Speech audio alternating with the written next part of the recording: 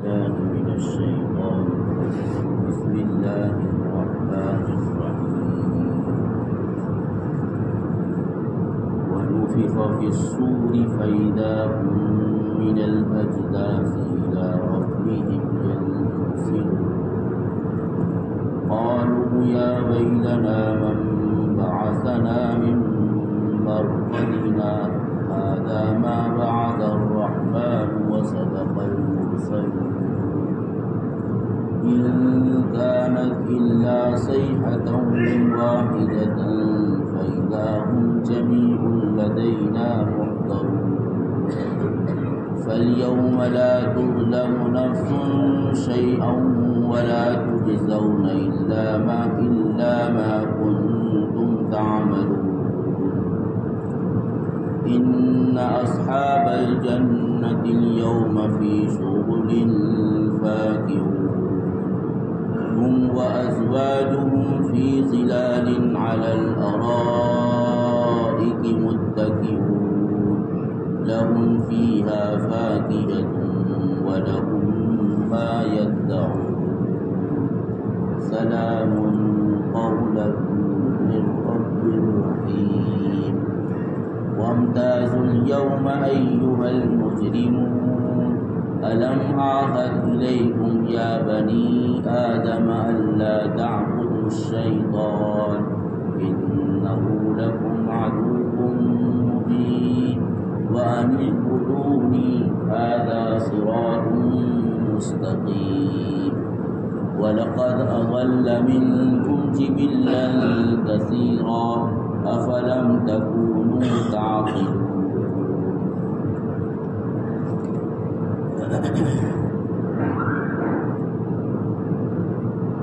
اور سور پھونکا جائے گا تو اچانک لوگ قبروں سے اپنے رب کی طرف دوڑے بھاگے جائیں گے، کہیں گے کہ ہائے ہماری کمبختی، کس نے ہم کو ہماری آرام گاہ سے اٹھا دیا، ہماری نیند سے اٹھا دیا۔ کہا جائے گا کہ یہ وہ چیز ہے جس کا رحمان نے وعدہ کیا تھا اور رسولوں نے سچ بات کہی تھی۔ یہ محض ایک چیخ ہوگی تو سب کے سب لوگ ہمارے پاس حاضر ہو جائیں گے۔ کہا جائے گا کہ آج کسی پر کوئی ظلم نہیں ہوگا اور تم کو فقط تمہارے ان اعمال کا بدلہ دیا جائے گا جو تم دنیا میں کیا کرتے تھے۔ یقیناً جنت والے آج مشغلے میں مست ہوں گے، وہ اور ان کی بیویاں عظیم سایوں میں مسیریوں پر ٹیک لگائے ہوئے بیٹھے ہوں گے۔ ان کے لیے وہاں میوے ہوں گے اور ان کے لیے وہ چیز ہوگی جو وہ مانگیں گے۔ ان کو سلام کیا جائے گا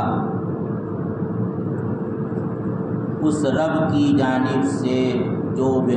حد مہربان ہے۔ کہا جائے گا کہ آج اے مجرموں تم جدا ہو جاؤ، علیحدہ ہو جاؤ۔ کیا میں نے تم سے یہ عہد نہیں کیا تھا کہ اے بنی آدم تم شیطان کی عبادت نہ کرو، اس لیے کہ وہ تمہارا کھلا دشمن ہے، اور فقط میری عبادت کرو، یہ سیدھا راستہ ہے۔ واقعہ یہ ہے کہ تم میں سے بہت سی مخلوق کو اس نے گمراہ کیا ہے۔ کیا تمہارے اندر عقل نہیں تھی؟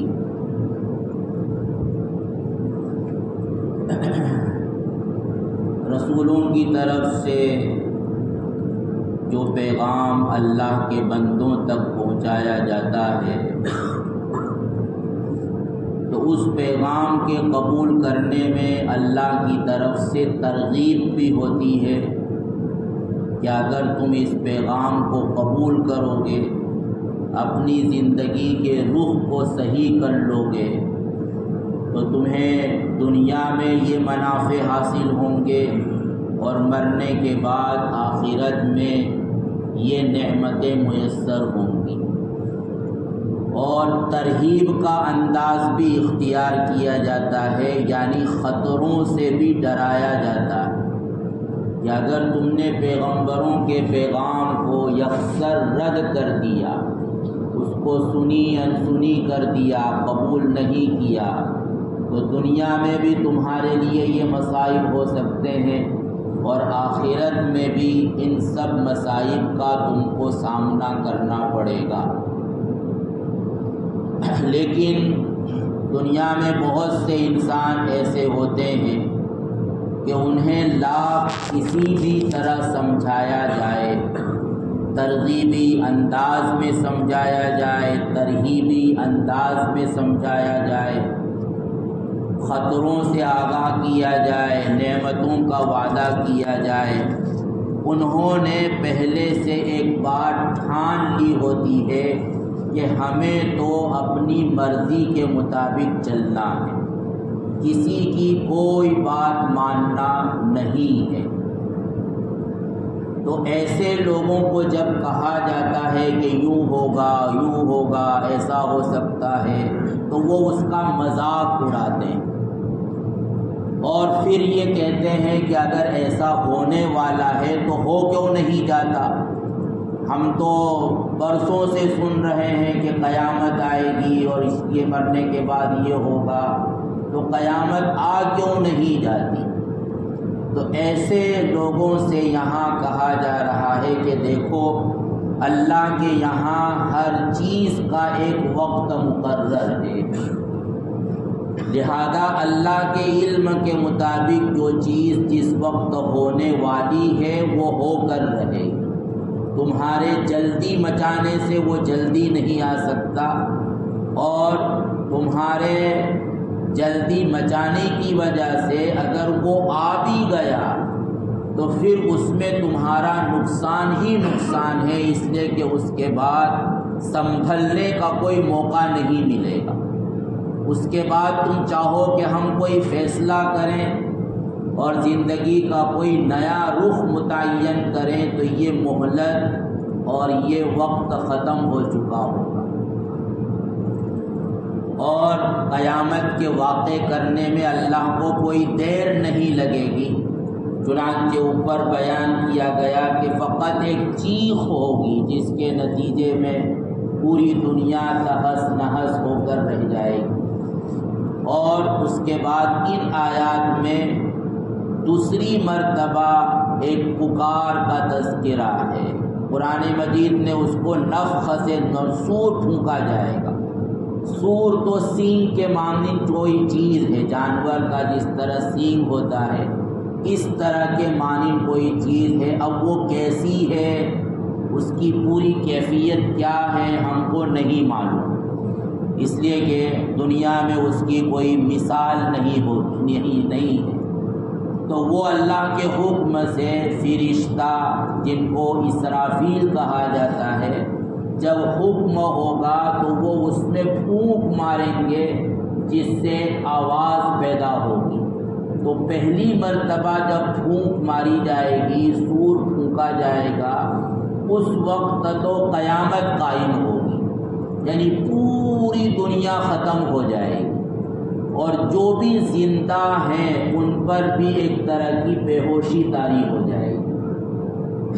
اور اس کے 40 سال کے بعد دوسری مرتبہ سور پھونکا جائے گا، تو اس دوسری مرتبہ سور پھونکے جانے پر جتنے بھی انسان ہیں وہ دوبارہ زندہ کھڑے ہو جائیں گے۔ تو دو مرتبہ جو سور پھونکی جائے گی تو روایات سے معلوم ہوتا ہے کہ ان کے درمیان 40 برس کا فاصلہ ہوگا۔ اسی لیے کہا جاتا ہے کہ قیامت کی اگرچہ اللہ کے رسول صلی اللہ علیہ وسلم نے علامتیں بتلائی ہیں کہ بڑی علامتوں میں مہدی کا آنا، پھر انہی کے زمانے میں دجال کا نکلنا، انہی کے زمانے میں حضرت عیسیٰ علیہ السلام کا آنا، اسی طرح سورج کا بجائے مشرق سے مغرب سے طلوع ہونا اور ایک دابہ ایک جانور کا نکلنا جو لوگوں سے باتیں کرے گا، تو اس طرح کی بڑی بڑی علامتیں اللہ کے رسول نے بتلائی ہیں، لیکن یہ علامتیں کب ظاہر ہوں گی معلوم نہیں،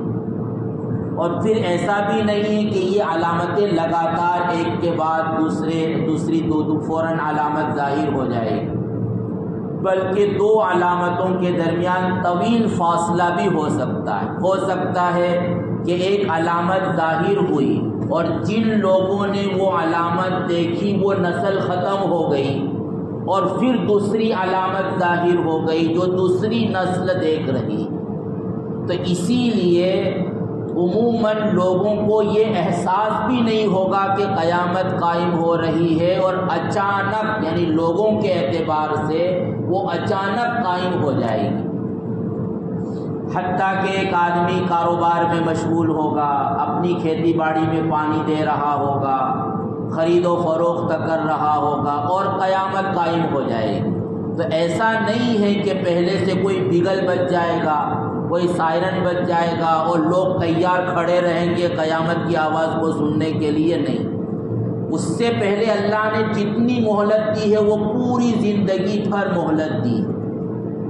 تو قیامت جب قائم ہوگی، عین قیامت قائم ہوگی، تو وہ کوئی سائرن بجاتے ہوئے نہیں آئے گی کہ لوگ پہلے سے الرٹ ہو جائیں اور جو توبہ کرنا چاہیں وہ توبہ کر لیں، بلکہ جس وقت قیامت قائم ہوگی وہ ہمارے اعتبار سے، انسانوں کے اعتبار سے اچانک واقع ہوگی۔ تو اس لیے جب دوسری مرتبہ سور پھونکا جائے گا اور لوگ زندہ کھڑے ہوں گے اور اس وقت کی مصیبت کو دیکھیں گے تو وہ افسوس کریں گے کہ یہ کیا ہوا کہ ہم تو میٹھی نیند سو رہے تھے، کس نے ہم کو جگا دیا؟ یا ویلنا من بعثنا من مرقدنا، ہم سو رہے تھے، ہم کو کس نے جگا دیا؟ یہاں پر ایک سوال ہو سکتا ہے کہ جو لوگ مر چکے تھے پہلے ہی، تو ظاہر ہے کہ وہ قبر میں تھے جس کو عالم برزخ کہتے ہیں، تو اب وہاں جو گنہگار بندے ہیں، کافر مشرک بندے ہیں، وہ تو اللہ کے عذاب میں تھے، تو پہلے ہی سے وہ عذاب میں تھے، تو وہ کیوں تعجب کریں گے؟ اور جو لوگ اس وقت مریں گے یعنی پہلی مرتبہ سور پھونکے جانے کے وقت، تو وہ تو بے ہوشی کے عالم میں ہوں گے، تو پھر اس کا کیا مطلب کہ ہم کو ہماری نیند سے اور آرام سے کس نے بیدار کر دیا؟ وہ ایسا کیوں کریں گے؟ تو اس کا ایک جواب تو یہ ہے کہ ایک مرتبہ سور پھونکے جانے کے بعد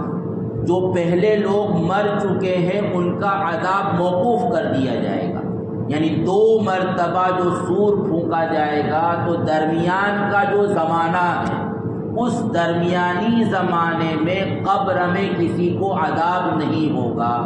تو اس لیے وہ اس وقت راحت و آرام میں ہوں گے۔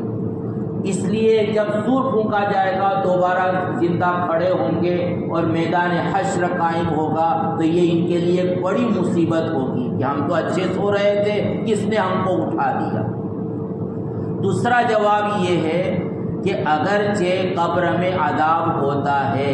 لیکن قبر کا عذاب تو حقیقت میں آخرت کے عذاب کا ایک چھوٹا سا ہلکا سا نمونہ ہے،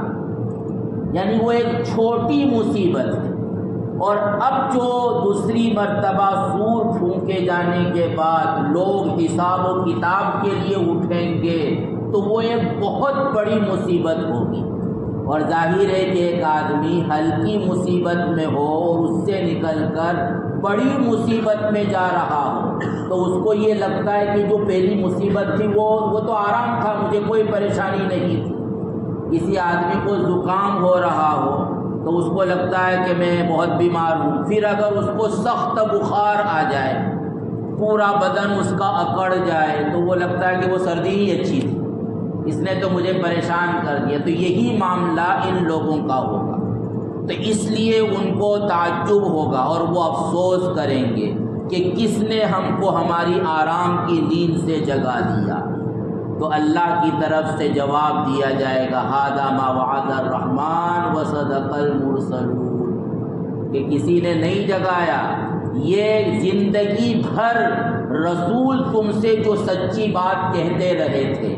اور اللہ کی طرف سے جو وعدہ کیا گیا تھا کہ آنے والا ہے ایک وقت کہ جب تم کو اپنے رب کی عدالت میں پیش ہونا ہوگا اور اپنے کیے کرائے کا حساب و کتاب دینا ہوگا، تو یہ اس وعدے کا وقت اللہ کی طرف سے پورا ہو رہا ہے۔ یہ پہلے سے کہا جا چکا تھا، کوئی اچانک نہیں آ گیا، اگرچہ تم اس کو اچانک سمجھ رہے ہو۔ اور پھر ایک پکار میں سب کے سب اللہ کی بارگاہ میں حاضر ہو جائیں گے، فَإِذَا هُمْ جَمِيعٌ لَدَيْنَا مُحْضَرُونَ۔ یعنی دنیا میں تو ایسا ہوتا ہے کہ اگر انتظامیہ کی طرف سے کسی کے لیے وارننگ جاری ہوتی ہے کہ وہ حاضر ہو عدالت میں، تو وہاں بہت سی مرتبہ جو مجرم ہوتا ہے وہ چھپ جاتا ہے، فرار ہو جاتا ہے، ہاتھ ہی نہیں آتا، تلاش کرنے کے باوجود ملتا نہیں ہے، برسوں غائب رہتا ہے اور وہ عدالت میں پیش ہی نہیں ہو پاتا، جس کی وجہ سے اس کا جرم بھی ثابت نہیں ہوتا اور جرم پر جو سزا ملنی ہوتی وہ بھی نہیں ہوتی۔ تو قرآن کہہ رہا ہے کہ کوئی آخرت کے معاملے کو دنیا کی طرح نہ سمجھے کہ وہاں وارننگ آئے گی تو ہم تو بھاگ جائیں گے، کہیں چھپ جائیں گے۔ فَإِذَا هُمْ جَمِيعٌ لَدَيْنَا مُحْضَرُونَ، وہاں چھپنے کی، بھاگنے کی کوئی جگہ نہیں ہوگی، سب لوگ خود بخود اللہ کی بارگاہ میں حاضر ہو جائیں گے۔ دوسرے مقام پر اس کو یہ کہا گیا کہ ایک آدمی جیسے تیر نشانے پر لگاتا ہے تو جہاں وہ تیر مارتا ہے سیدھا تیر وہیں جاتا ہے، ادھر ادھر نہیں جاتا ہے۔ تو ایسے ہی جب اللہ کی طرف سے ایک پکار ہوگی تو لوگ سیدھے اسی پکار کی طرف بھاگیں گے، ان کے اندر ہمت ہی نہیں ہوگی اور ان کو ادھر ادھر جانے کا موقع ہی نہیں ملے گا، سیدھے اللہ کی بارگاہ میں حاضر ہو جائیں گے۔ اور پھر دنیا کی عدالت میں تو ایسا ہوتا ہے کہ آدمی اپنے جرم کو چھپا لیتا ہے، کبھی عدالت میں جج بک جاتے ہیں اور جو سزا ملنا چاہیے وہ سزا نہیں ملتی، یا اگر عدالت نے، کورٹ نے سزا تجویز بھی کر دی تو بعد میں دوسری عدالت اس سزا کو منسوخ کر دیتی ہے، سپریم کورٹ تک بھی معاملہ جاتا ہے تو پھر راشٹرپتی کو اختیار ہوتا ہے کہ وہ سزا کو معاف کر دے، سفارش کر لے۔ تو کہا جا رہا ہے کہ وہاں ایسا نہیں ہوگا، وہاں کوئی سفارش نہیں چلے گی، اور جو سزا متعین کی جائے گی اس میں کوئی ذرہ برابر بھی کمی نہیں ہوگی۔ ایک تو ظلم نہیں ہوگا، یعنی ایسا نہیں ہوگا کہ آدمی نے کوئی کام غلط گناہ نہیں کیا تھا پھر بھی اس کے نامہ اعمال میں وہ گناہ لکھا ہوگا، ایسا نہیں ہوگا، کوئی ظلم نہیں ہوگا ذرہ برابر بھی۔ فَالْيَوْمَ لَا تُظْلَمُ نَفْسٌ شَيْئًا، ذرہ برابر بھی کوئی ظلم نہیں ہوگا، اور انسان نے جو کیا ہے اس کا بدلہ ملے۔ ایسا نہیں ہے کہ میں نے ایک کام نہیں کیا تھا، میرے بیٹے نے کام کیا تھا اور اس کی سزا مجھ کو مل رہی ہے، دنیا میں کبھی ایسا ہو بھی جاتا ہے، لیکن آخرت میں ایسا جس نے جو کیا ہوگا اس کو اس کی سزا ملے گی۔ اور ایسے موقع پر جو جنت کے مستحق ہوں گے، نیک لوگ ہوں گے، تو ان کو کوئی پریشانی نہیں ہوگی، وہ مستیوں میں مست ہوں گے، اور وہاں اللہ تعالیٰ جوڑے بنا دیں گے میل اور فیمیل کے، تو وہ راحت و آرام میں بڑے بڑے عالی قسم کے صوفوں پر بیٹھے ہوئے اپنی مستیوں میں مست ہوں گے، اور وہ جو مانگیں گے ان کو جنت کی نعمتیں تو ملیں گی صحیح، لیکن ان کی جو تمنا ہوگی، اس وقت ان کی جو چاہت ہوگی، ان کی ہر چاہت کو پورا کیا جائے گا۔ جنت کا جو اصل مزہ ہے وہ یہ مزہ ہے، دنیا میں آدمی کتنا ہی بڑا کیوں نہ ہو، کتنا ہی با اختیار کیوں نہ ہو، کتنی ہی دولت اس کے پاس کیوں نہ ہو، لیکن اس کے باوجود وہ اپنی ہر خواہش کو پوری نہیں کر سکتا، ہر خواہش کو وہ پورا نہیں کر سکتا۔ بہت سے بلکہ اکثر جو بڑے لوگ ہوتے ہیں تو وہ ہر چیز کھاتے نہیں کہ یہ کھاؤں گا، حالانکہ جی چاہ رہا ہے کہ میں یہ چیز کھاؤں، لیکن ڈاکٹر نے منع کیا، کھاؤں گا تو یہ بیماری ہو جائے گی، یہ ہو جائے گا، وہ ہو جائے گا۔ وہاں کوئی سوال ہی پیدا نہیں ہوتا کچھ ہونے کا۔ من چاہی زندگی وہ آخرت میں اور جنت ہی میں انسان کو نصیب ہو، جس وقت جو چاہے گا، بغیر کسی کمی کے اور بغیر کوئی وقت ضائع کیے ہوئے اسی سیکنڈ اس کے سامنے حاضر کر دیا جائے گا، اور اللہ کی طرف سے فرشتے ان کا استقبال کریں گے۔ اللہ کی طرف سے اعلان کیا جائے گا کہ احلوا رضائی، کہ میں نے اپنی رضا تمہارے لیے حلال کر دی ہے، فلا اسخط بعد ابدا، اب میں کبھی بھی تم سے ناراض نہیں ہوں۔ یہ جب اعلان ہوگا تو جنتیوں کو اتنی خوشی ہوگی کہ اس سے زیادہ خوشی کا ہم اس دنیا میں بیٹھے ہوئے خیال بھی نہیں کر سکتے کہ وہ کتنی بڑی خوشی ہو، کیونکہ دنیا میں بڑے سے بڑے ولی کو، حتیٰ کہ نبی کو بھی ہر وقت یہ خطرہ لگا رہتا ہے کہ کہیں اللہ ناراض نہ ہو جائے۔